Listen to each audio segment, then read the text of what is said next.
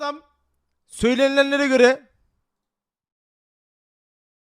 by Dashlane. Download Dashlane for free if you never want to forget another password again at the link in the description. Aomori, Japan, 1936. Prisoner Yoshie Shiratori had had enough. Bu söylenilenlere göre bu adam, tamam bak, bu adam hapishaneden kaşıkla mı ne kaçıyor? İyi izleyin. Buna full odaklanın. RR mavisi yaptım alt yazı rengini. He was forced to gap in the patrol time as he had studied the guard's routine for months. Şunun boyutunu arttırayım biraz ya.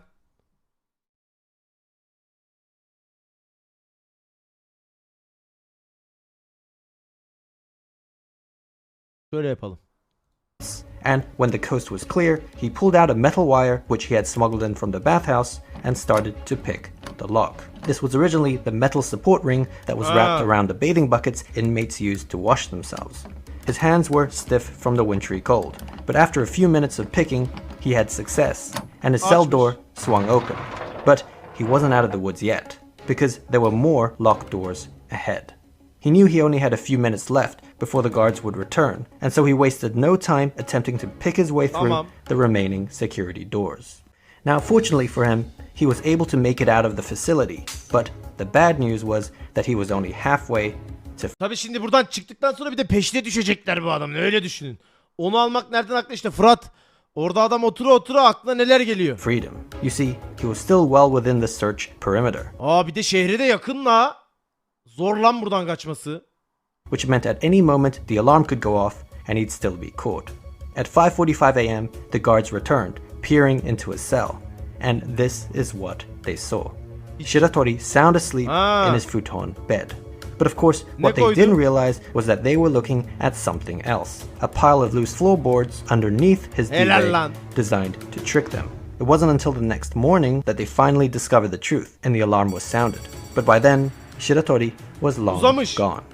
Now, he had escaped, but if you've watched any of our previous videos, you'll know that things aren't always as they seem. In fact, for Yoshie Shiratori, aka the prison break magician, this was only the beginning. Bu ilk kaçışı mıymış? 3 days later, he was caught trying to steal supplies from a hospital, and just like that, he was back in the slammer. But this time, for his escape attempt, he was sentenced to life in prison. He would never be with his family again, his wife and his daughter, and all the months of planning had led to just 3 days of freedom. It now seemed he'd be locked up for a very long time. 6 years later, in 1942, in the midst of the Second World War, Shiratori found himself transferred to Akita prison in Akita City. There, the guards treated him even worse than in Aomori. They had heard about Shiratori's previous escape and were determined to make an example out of him. They wanted to make sure he would never escape again. Along with the usual beatings, bu adamın şu an üzerine düşüyorlar yani, değil mi? He was forced to partake in extreme manual labor, made to sleep on the hard concrete floor in the severe winter cold, and placed into solitary confinement for extended periods of time. Now, this was a specially made solitary confinement cell, which was very small and had a very high ceiling, with the walls covered with copper sheets so smooth that it was impossible to grip. In addition, there was almost no sunlight even in the daytime, with the only window light coming from a small sealed skylight high above. This was a room designed to keep escape artists from escaping, and if that wasn't enough, the guards also made sure that Shiratori was handcuffed at all times.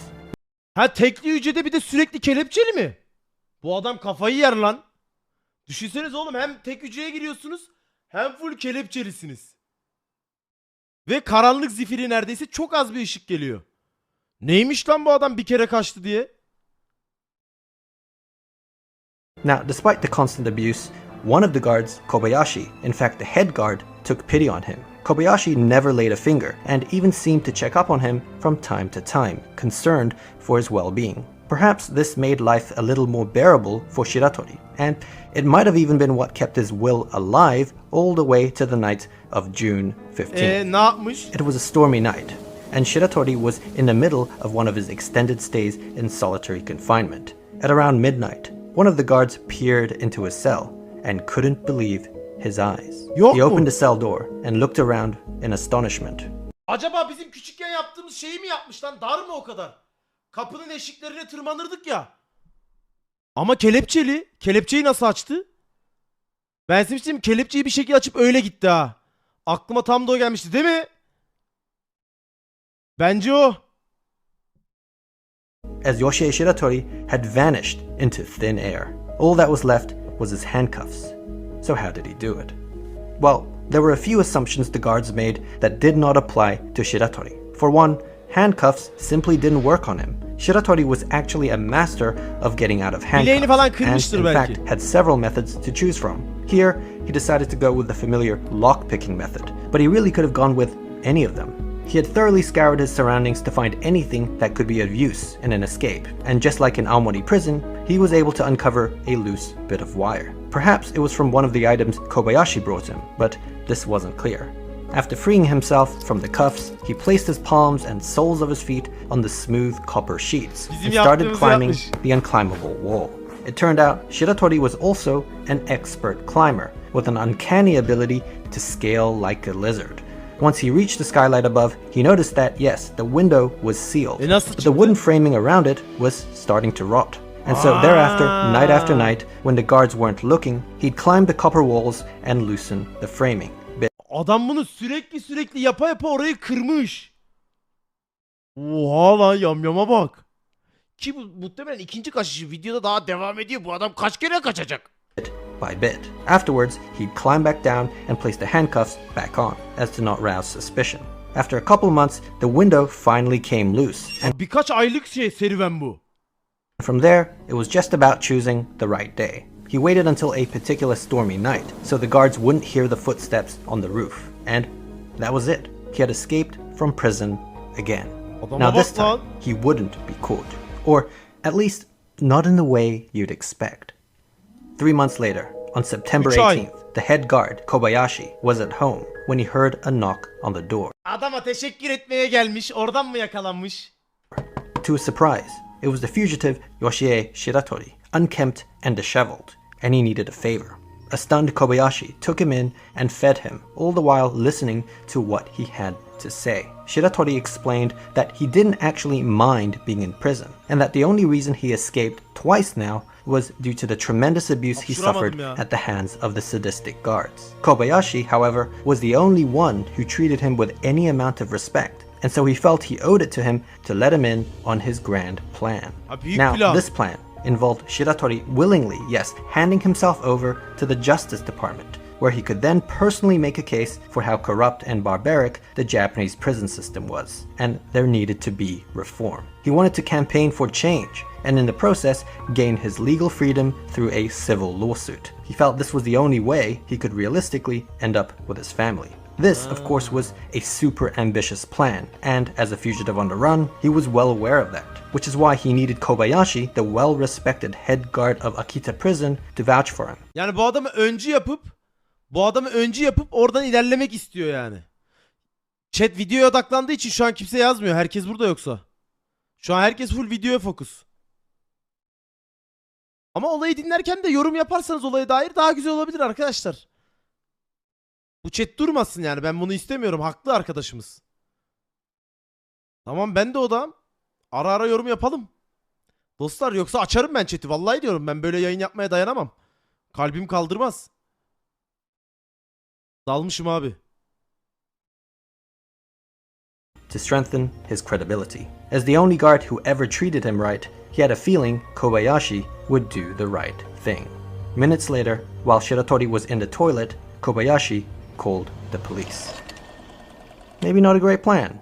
Just like that, Shiratori was back in prison, and this time, he vowed never to trust an officer of the law again. Bu adam bayağı bildiğin bunu kandırıp hapse mi soktu? Çakal amına koyayım. Bayağı tuvaletteyken götüne tekmeyi koydu ha. Ayıp lan. Adam halbuki güvenip ne güzel bir plan söylemişti yani adama. Gel beraber bu sistemi değiştirelim, bir şeyler yapalım diye. For the second escape, the courthouse added 3 more years to his life sentence.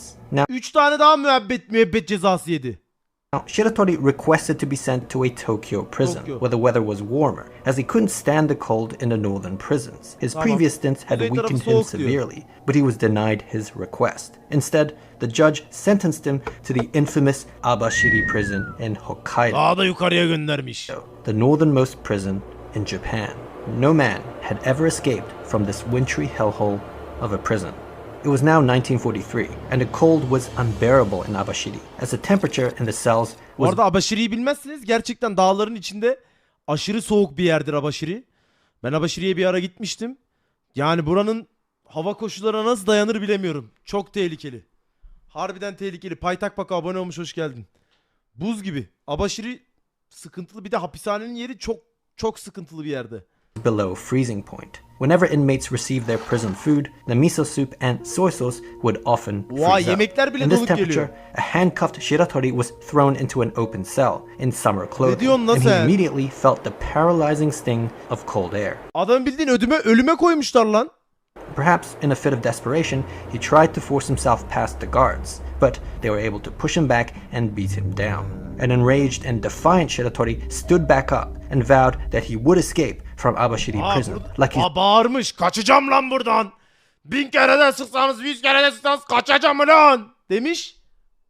Burada çığlığını görüyoruz. had always done, and that there was nothing they could do about it. In fact, he claimed there was little point even putting handcuffs on him, as he'd always find a way to break free. If not by lockpicking, then, well, this. He then proceeded to rip apart the chain of his handcuffs, to the horror of the guards. It turned out Shiratori had another special ability. Aside from his outstanding climbing abilities, he also possessed incredible strength, almost superhuman strength. Kaslı da bir adam o zaman bu. Kelepçeyi bile kırıyor. Gerçi o soğuktan dolayı kırılıyor olabilir değil mi? Back in Akita prison, he could have broken free of the cuffs the physical way if he didn't have to put them back on. Now, this was impressive, but it wasn't so smart to lay his cards on the table like that, as the guards were starting to build an escape profile on him. They knew he had lockpicking abilities, lizard-like climbing abilities, and now almost superhuman strength. Okay. And so they set out to devise the ultimate escape-proof cell, one that Adama was sure özel to be hücre yapıyorlar. Shiratori-proof. And they came up with this. The new cell had steel fixtures with a low chance of rot. Any openings, even the bars removed, were made smaller than his body, meaning there was no way he could physically fit through. Boku He had yedi yani. specially made solid iron handcuffs that tied his hands behind his back, Bir de and arkadan leg cuffs kelepçeli. that made him barely able to stand. These cuffs weighed 20 kgs each and had no keyhole, which meant they could not be lockpicked. And the only way they could be removed was by two metalwork specialists who would come once every few weeks to remove them in an arduous 2-hour process. It was at this point and only this point Adamı bildiğin şey yapmışlar. Elini kolunu kullanmasını engellemişler. Kelepçe de bir daha çıkmıyor yani. Anca kırılması lazım veya sökülmesi. Oha. Ve sürekli ters kelepçe duruyor adam. in August, a guard in his office was doing some paperwork when he heard some shuffling on the roof. He wasn't sure what it was, but he decided to check on the prisoners. As he looked inside Shiratori's inescapable cell, he was stunned. The futon bed and prison garments were neatly folded up. The specially made 20 kg handcuffs and leg cuffs that would have required two specialists 2 hours to remove Ne diyorsun la sen? was placed on the side, and Shiratori was nowhere to be seen. He had finally fulfilled his promise to the guards. The alarm immediately sounded, but despite the work of the search party, it seemed he had truly disappeared. Allah Allah. But how on earth did this happen? How did he escape from the fortress that was Abashiri prison? Well, preparation had started 6 months earlier. At the time, he didn't have the strength or stamina to mount any sort of escape, not to mention the restraints he was in. But one thing he did have was time and patience. Every day, the guards would slide his meal through, and while he struggled to eat his food off the floor, he always made sure to save a little bit of the miso soup in the corner. You see, every night, he would hobble awkwardly to the inspection window and splash a little of it on the steel frame. He would also dab some on his handcuffs and leg cuffs. Now, his intention was for the salt content of the miso soup to oxidize the screws and bolts, eventually corroding and loosening it. After a month, this technique of rusting through the iron actually worked, and the first screw came out. Oha, adama bak. The next few months saw screws and bolts coming loose, assisted by the use of the first screw as a sort of screwdriver. By the end of spring, he was able to fully remove his handcuffs and leg cuffs, as well as the steel frame of the inspection window. But there was a problem. The size of the opening was smaller than his body, which meant he couldn't fit through, a contingency thought out by the guards. What they didn't account for, though, was Shiratori's fourth ability, which involved being able to dislocate his joints at will. With this, he was now able to slide through the Ha bunun bir de eklemlerini falan da böyle şey yapabiliyor. Bu nasıl bir adammış lan? Opening like a caterpillar. This repertoire of skills, thus surely making him an honorary member of the X-Men. With that, he climbed through a broken window in the roof and vanished. Impressively, Shiratori had now escaped from 3 prisons, as Bir de 4. mü var? Yok amına koyayım. well as being the only man to ever escape Abashiri prison. Now, good on him for escaping, but this was northern Hokkaido, and the only direction he could have gone to was the cold, snowy mountains. Actually, Ölür. the prison guards felt that they had the last laugh, because if the cold didn't get him, the mountain bears certainly Her would. türlü boku yer yani. Despite this likelihood, there was one person who stayed hopeful, and that was Shiratori's wife. But she was still worried, because even if he was alive, she knew he wouldn't be able to make it back to his family, as the authorities would be constantly on his tail. Which is why she was desperately and secretly hoping that Japan would lose the war, as that would enable the US to take over the country, meaning everyone would likely forget about her husband. Of course, she kept this to herself, but then a year Aleykümselam. later, in August 1945, she got her wish.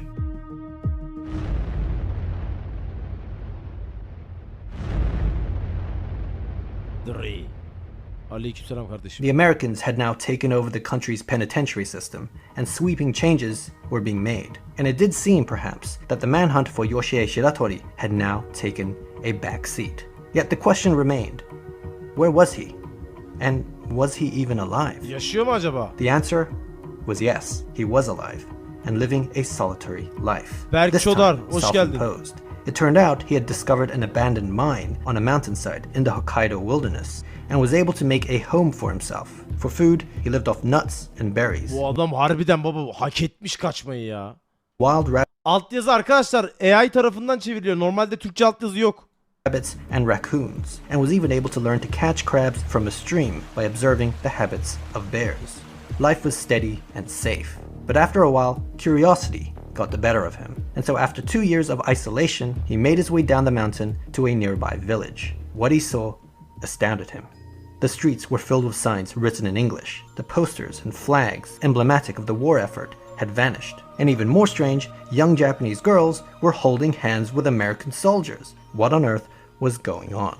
He grabbed a newspaper that had been set aside, flipped through the pages, and it was only then that he found out about the atomic bombs, Hiroshima and Nagasaki.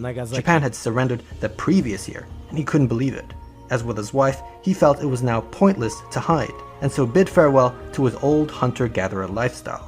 He headed south of Abashiri for the next 50 days, until he reached the city of Sapporo.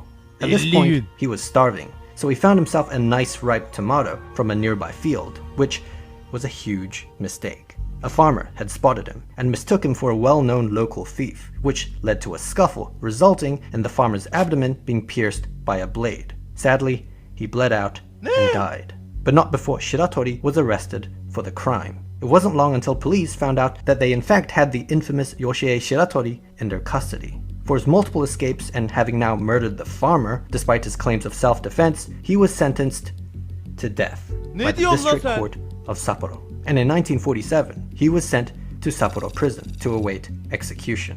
Now, to ensure he wouldn't escape this time while on death row, he was placed under 24-hour surveillance, with 6 armed guards personally assigned to his watch.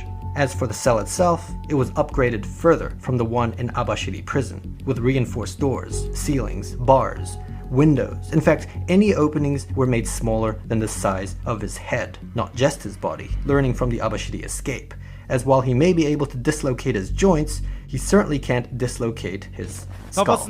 As long as his head can't fit, they were good. The 6 guards were so confident, in fact, that they didn't even bother cuffing him. Now, Shiratori was getting old, and the odds of escaping by this point were looking slim. As his execution loomed near, there was little he could really do, and the guards knew that. They could see the desperation on his face, looking up, searching for an escape plan that they knew would never come. Though, still, just in case, they made sure to search his room every night while he was taking a bath in the bathhouse, inspecting the ceiling, skylight, and any other openings. A month passed, and winter was now coming, weakening him further, and the realization was starting to dawn on him. He grew increasingly despondent, staying in bed, refusing to wake up, despite the orders of the guards. This went on for a while, until one morning, the guards had enough and entered the cell to discipline him. They flipped over the duvet and he was gone. This was not possible. How did he do it this time? Going back. Ne yaptı yine ya bu adam amına koyayım? Ha? Bu nasıl bir adam oğlum?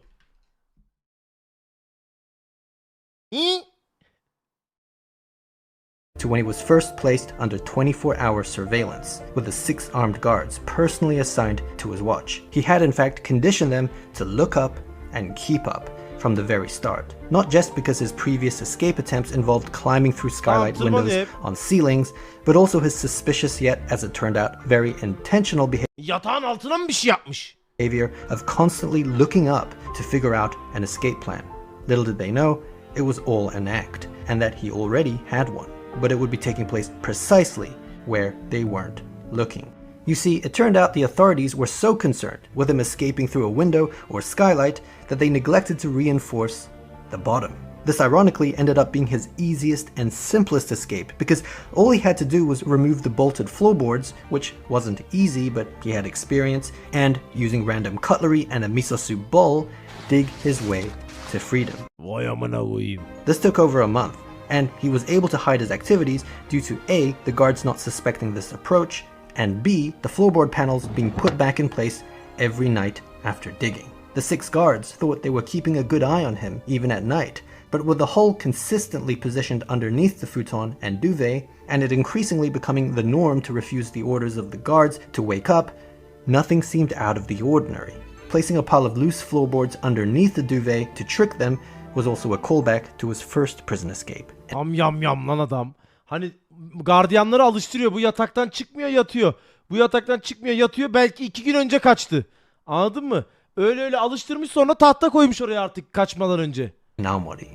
So he had now escaped from prison 4 times, and by this point, the story is starting to get ridiculous. But this perpetual cycle of capture and escape was about to end. Because a year later, in 1948, Shiratori was exhausted. He was in his 40s now, and this was a young man's game. One day, in the Kotoni neighborhood, still in Sapporo, as he stopped to rest, a policeman just happened to sit by his side for a smoke. He didn't know who Shiratori was, but he struck up a conversation with him. Shiratori, of course, was wary of his presence and tried to play it cool, all the while attempting to figure out a way to remove himself from the situation without being suspicious. Suddenly, the policeman did something unexpected, at least to him. He pulled out another cigarette and offered it to him. Shiratori was stunned. You see, cigarettes were expensive luxury items in Japan at the time, and the fact that someone offered it to him just out of the kindness of his heart brought tears to his eyes. Not to mention all his life he had been abused and mistreated by officers of the law, with even the head guard Kobayashi turning his back on him. And here was an instance of an officer treating him kindly, with respect, and with no prejudgment. As he smoked the cigarette, Shiratori couldn't help but tell the officer his full name, Yoshie Shiratori, and that he had escaped from Sapporo prison last year. In fact, he had escaped from prison 4 times in his life. It was strangely a relief to get it all off his chest, and he was even ready for the consequences. After the Kobayashi incident, he had vowed never to trust another officer of the law again. But the simple act of receiving a cigarette from a stranger broke him. Of course, he was arrested again, but this time, things were different. Maybe it was the fact that he willingly gave himself up, or that Japan's justice system was going through a change. But the High Court of Sapporo became sympathetic to Shiratori's plight, and some of his past claims were recognized, such as acknowledging the farmer's death as a legitimate case of self-defense. They also made note that throughout all 4 of his prison escapes, he didn't kill or injure a single guard, despite the abuse he may have suffered at their hands. At the end of the deliberation, the High Court dismissed the murder charge, revoking his death sentence, and instead sentenced him to just 20 years in prison. Further, they approved his request to be transferred to a Tokyo prison, where the weather was warmer. He was getting what he wanted. In Tokyo, he was sent to Fuchu prison, where, for the first time, the guards actually treated him well. It was a weird feeling. There were all these precautions and security measures in place to ensure that the infamous prison break magician wouldn't escape. But the truth was, Shiratori didn't really care anymore. Bu bence kaçar Everything yine he'd ya, been kas fighting hafızası. against, the mistreatment from guards, the death penalty, even the northern climate, was no longer of concern. And he was at peace. There was no need to escape anymore. He finally accepted his punishment, and for the remainder of his sentence, acted as a model prisoner. Just 14 years later, in 1961, he was released on parole. And for the first time in a long time, he was truly a free man. He decided to head back to Aomori, where it all began, and meet up with his daughter, who, by this point, unfortunately, was the only family member he had left. For his incredible escapes, Yoshie Shiratori became a legend, an anti-hero in Japan. But it was very much the opposite for the country's penitentiary system, which had somehow allowed him to escape time and time again. This was a national embarrassment for Japan. But just as preventing criminals from breaking out of the system is vital for the safety of society, so is preventing them from breaking into the system. Your system, that is. And for that, I'd personally recommend Dashlane. Because Dashlane makes keeping track of all your passwords super duper easy. It stores all your passwords and personal information in one stolen internet. Not even would have to decode for choosing. For each out of a million different trying to break out of a million different prisons simultaneously, a feat not even the great Yoshie Shiratori could pull off. By going to dashlane.com/kentobento off, as well as all our patrons on Patreon. Cheers. Nasıl bir adammış bu ya?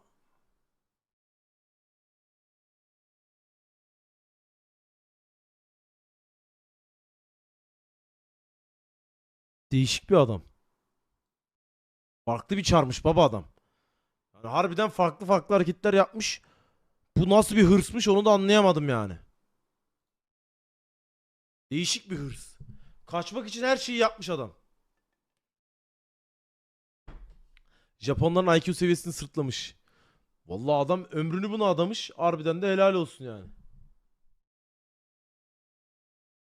Bence Yoshi hiç yaşamadı.